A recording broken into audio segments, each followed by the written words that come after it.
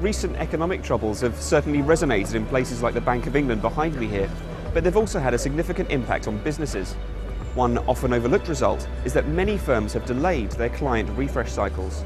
Computing questioned over 100 senior IT representatives from medium to large UK-based organisations and found that around 35% of respondents hadn't refreshed their desktops and laptops for 3 years or more. Welfare to Work and training provider Avanta hasn't upgraded its client estate for 2 years. It's been a couple of years. One of the reasons why it's been a while is because when we started the work programme, one of the things we changed quite significantly is our business model. And that meant that we reduced both our branch footprint and the number of staff down from 100 branches down to 40, which we have now, and 1,000 staff down to roughly 600 that we have now. And that meant for the last 2 years that we've had quite an excess of kit that we've been reusing. And that's meant that we've still been able to remove a lot of the very old kit, and that's kept us going really up till now. And it's only now that we've started running out of stock, basically. But what sort of issues could a delay in the regular refresh programme create? Well, like any machines, machines grow old and they break. Exactly the same with PCs. You have hard drive failures start to become a problem. But probably much more commonly, they just basically get too slow. New software is usually designed to run on the most current machines. So gradually as the software gets upgraded, it starts running slower and slower and slower, with consequent loss of productivity and frustration for the users. Well, one of them would be something very close to my heart, where I start getting an increasing number of complaints from the business saying that it's actually affecting the ability to get people into a job. And that's for in terms of the performance, our performance for the work programme. But more importantly for the skills business, if I don't make these changes, then the worst case scenario is where commercially we can't afford to do the training that we had planned to do as part of our skills growth programme. There are now a host of options beyond desktops for firms looking to upgrade today. Well, according to our stats, about 40% are going to stick with desktops. The desktop market is declining, but obviously they're cheap and they're reliable and people sort of don't know what to do with them.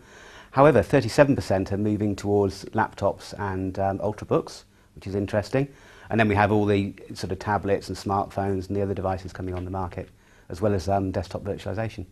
The work programme footprint in the branches essentially is desktops. We have a number of laptops that we also use for management purposes, but what we found over the last couple of years, interestingly, is that the model that we're working to has been increasingly laptop driven. Going back a couple of years, we had predominantly desktops in all the branches, and I would say now that we're predominantly laptops, which has been quite a surprise to me. But I think it reflects a sort of growing mobility in the workforce, both in terms of management and areas like our skills business where they need to be highly mobile. But what we found interestingly is that even when you get in a branch and you start a new branch, which we have done a number of over the last 2 years, is that you go in with a set picture of how the footprint will work, and sure enough, as fast as you put the footprint down, you find that people want to move around. And even in terms of our demand, we have quite big fluctuations in terms of people coming through the door, customers coming through the door. And it's turned out to be very handy for like our job coaches to be able to move around the office using wireless. So we have a sort of increasing use of wireless, and for a number of reasons, much greater use of laptops. And I think we found that whilst the original thoughts were, I really want a tablet to be mobile, things like having a keyboard are still really important. And so we're looking at hybrid, we're looking at hybrid solutions which allow people to be more mobile but still have the essential functionality of typical Windows products. Bring your own device, I still think, is something that we're going to look at in a year or 2 years' time. And at the moment we have no plans to allow bring your own devices as a replacement for the kit that we're going to provide. And one of the other reasons why that's really important is because we do the work programme for the government, for DWP. And for anybody who's in the government sector, they'll be aware that security is absolutely key.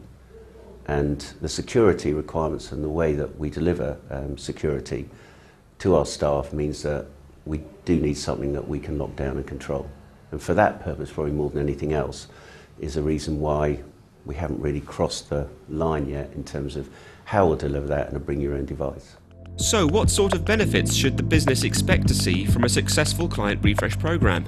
PCs, obviously cheap, known quantity, reliable. However, the PC market is in quite serious decline at the moment, and it could be that some CIOs are a little bit wary about tethering their workforce to a technology that might become obsolete. Laptops and ultrabooks, fantastic for the mobile workforce obviously, but could be damaged in transit or lost or stolen, and they're a bit more expensive, so all these things need to be taken into account. And then we have tablets and smartphones, again great for the mobile workforce, those just using web-based applications, not so good for people using other sort of business applications. If you've ever tried to do a spreadsheet on a tablet, you'll know what I'm saying here. Finally, we had about 5% of people who said that they were looking at desktop virtualization, which obviously makes it more easy to manage the whole estate. Increased productivity primarily, and I also expect to see a significant reduction in costs across the business, specifically in the skills business. One of the things that we're trying to achieve is a reduction in the cost of training, and we believe that these new hybrid devices, tablets, will enable us to reduce that through things like digital signatures. So we are expecting quite an increase in productivity by using the tablets, and touch technology, both with working with the customers and also in our ability to be able to deliver more mobile classrooms, for example. And the other big headache that we've been having with the skills division is the amount of paperwork that we have to do. So we are looking to move towards a much more paperless office in terms of the skills business, and we believe that the tablets as a technology will significantly reduce the costs and therefore our ability to deliver more skills training. So whether it's driven by XP end of life, old and failing equipment, or a need to run the latest software, it seems that this is the year for client refresh for many firms.